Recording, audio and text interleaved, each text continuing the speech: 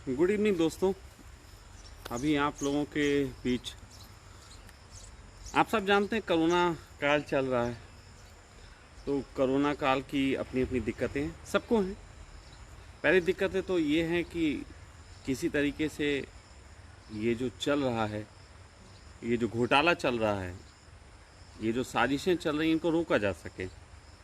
लेकिन उसके अलावा ये भी चल रहा है कि हम सब कैसे अपने अपने कार्यों को कर सकें। इसमें मेरे ऊपर भी बहुत सी जिम्मेदारियां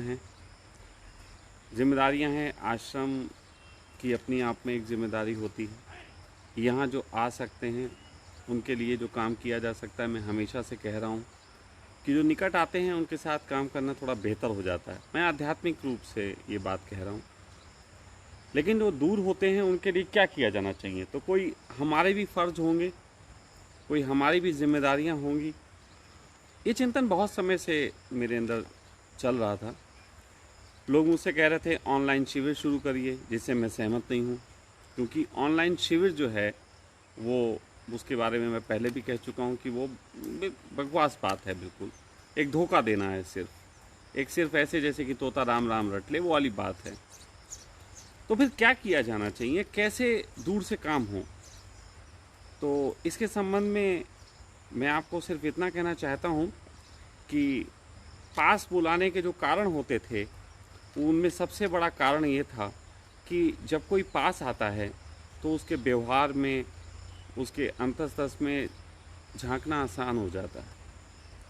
उसको निकट से पहचानना थोड़ा सा आसान हो जाता है मेरे लिए। मैं समझ सकता हूँ कि ये व्यक्ति किस तरीके का व्यक्तित्व है और उस व्यक्तित्व के साथ मुझे किस तरीके से काम करना है तो इसको निखारा जा सके। जैसे कोई आ जाए मेरे पास और वो कहे कि मैं स्विमिंग करना चाहता हूँ, तो कम से कम ये देखना पड़ेगा कि उसका फिटनेस लेवल क्या है, उसके हाथ पांव सलामत हैं कि नहीं है। बिल्कुल ऐसा ही मामला धर्म में भी है। धर्म में एक व्यक्ति यात्रा करना चाहता है तो ये देखना ज़रूरी है कि उस व्यक्ति की क्षमताएं क्या हैं, योग्यताएं क्या हैं, और वो किस समय किस ढंग से निखरेंगी, कैसे काम किया जा सके। तो इस पे बहुत गहरे काम करने के बाद बहुत लंबा चिंतन चल रहा है। काफ़ी ये सालों से चल रहा है, कोई अभी से नहीं चल रहा। लेकिन एक योग्य पात्र की एक आवश्यकता होती है। तो अभी जल्द ही ज्योतिष पे काम एक हुआ है। पहले भी इस पे बहुत काम किया था, लेकिन एक जो पात्र उस समय मुझे मिले थे उनके साथ नहीं वो चीज़ें बन पाई। दृष्टिकोण उनके मुझे नहीं लगा कि इस ढंग के हैं कि मैं पूर्ण रूप से आध्यात्मिक किसी की यात्रा में उनका सहयोग ले सकूं। क्योंकि निश्चित ही एक ज्योतिष भी ऐसा चाहिए जो कि थोड़ी सी आध्यात्मिक सोच रखता हो।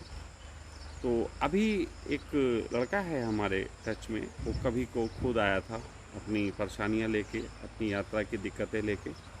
लेकिन अभी जो है पिछले 1 साल से उसने ज्योतिष पे बहुत गहरे काम किया, और बहुत काम करने के बाद कुछ सजेशंस और कुछ सब चिंतन से गुजरने के बाद ऐसा हो पाया कि ज्योतिष के माध्यम से एक व्यक्ति की कुंडली देख के ये अंदाज़ा लगाया जा सकता है कि इसमें किस तरीके के आध्यात्मिक गुण हैं, और उन गुणों को किस समय किस तरीके से निखारा जा सकता है। और ये वो तरीका है कि जिस तरीके से जो व्यक्ति दूर हैं, मेरे पास नहीं आ सकते, मैं उनके लिए भी काम कर सकूं। और ये थोड़ा सा आसान भी है।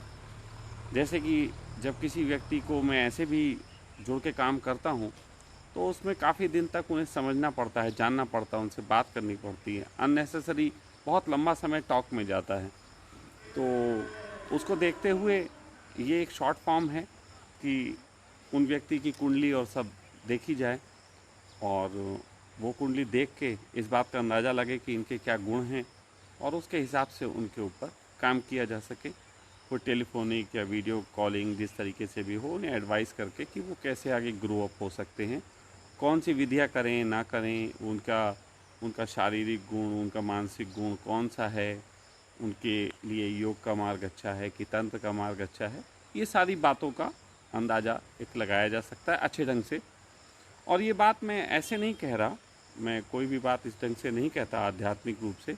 जब तक उसके संबंध में मैंने खुद थोड़ी सी खोजबीन छानबीन और उन सब चीज़ों को ना देखा हो, तो मैंने इन सब चीज़ों को देखा है, मैंने इन सब चीज़ों को समझा है कि हाँ, ज्योतिष के माध्यम से ऐसा हो सकता है।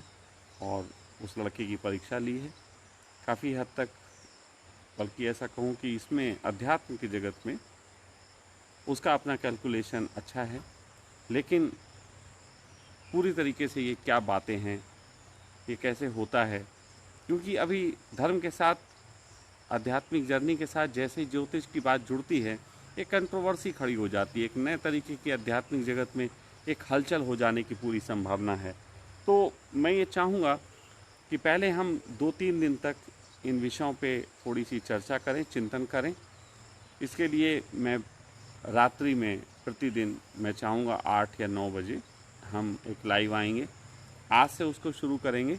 तो आप सब लोग अपने प्रश्न जो भी हैं ज्योतिष के संबंध में, क्या होता है क्या नहीं, लेकिन थोड़ा सा सिंसियर होने चाहिए। वो पुराने तरीके के प्रश्न या निंदा या ज़बरदस्ती का समर्थन ये नहीं होना चाहिए।